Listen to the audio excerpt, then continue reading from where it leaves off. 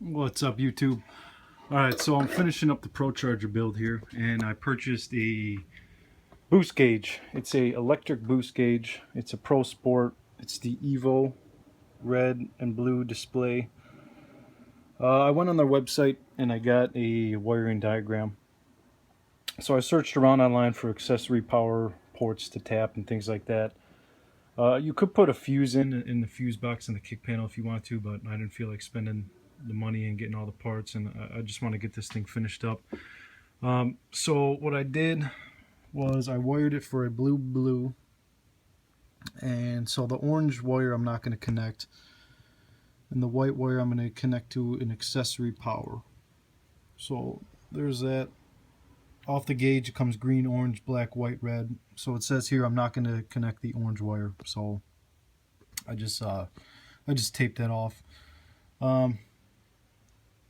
There's for the boost sender, and it's got a white, red, black. So what I did was I connected the black from the sender to the boost gauge, and I grounded it. I'll show you where I grounded it.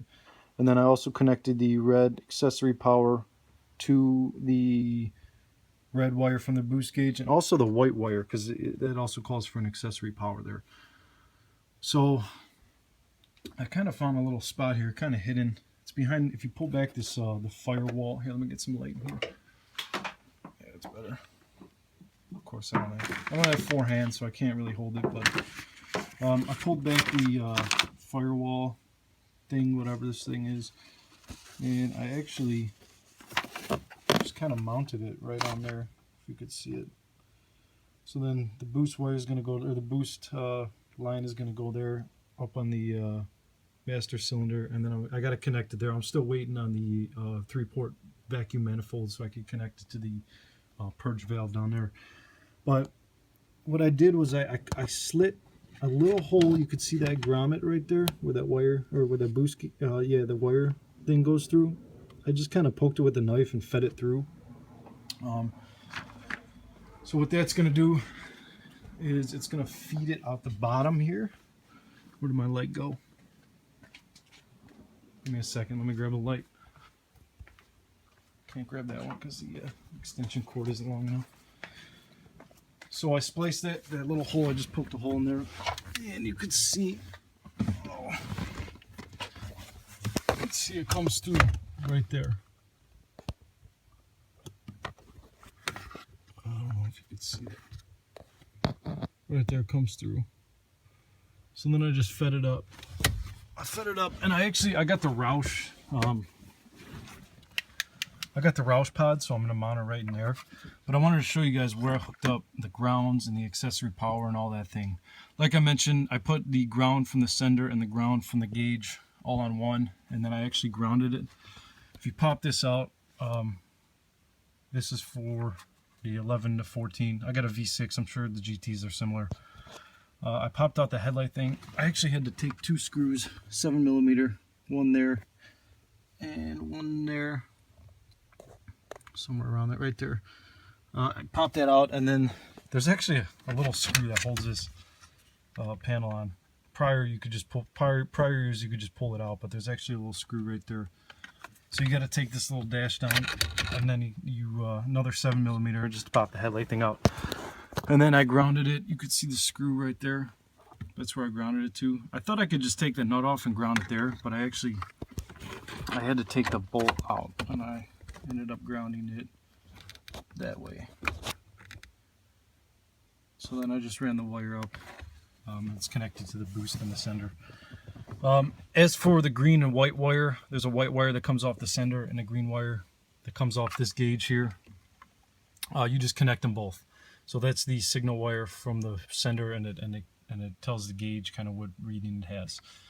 So for the ground, I grounded there, white and whatever, orange I'm not using.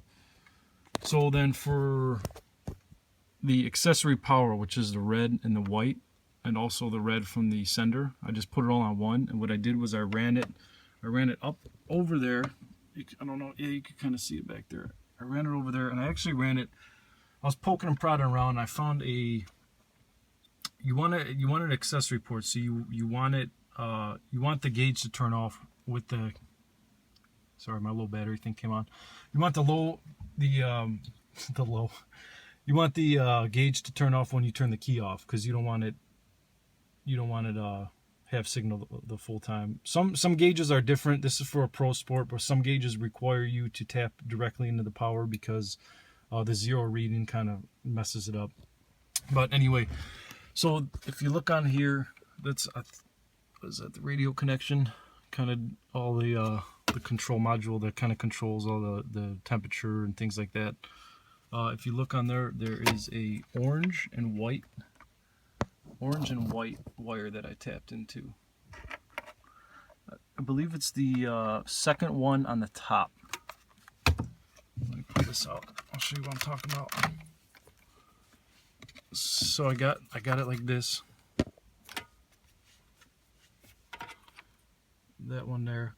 It's the second one on the top, right there. Second to last, I guess, if you're looking at it like this. But yeah, it's the orange wire back there. And then I just tapped into it. It's orange and white. You see it right there? It's kind of hard to focus.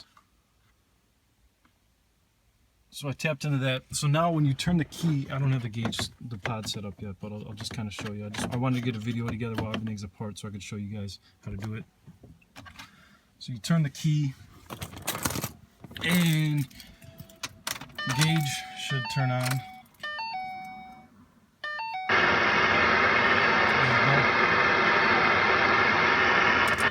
Now it should turn off when you turn the key off.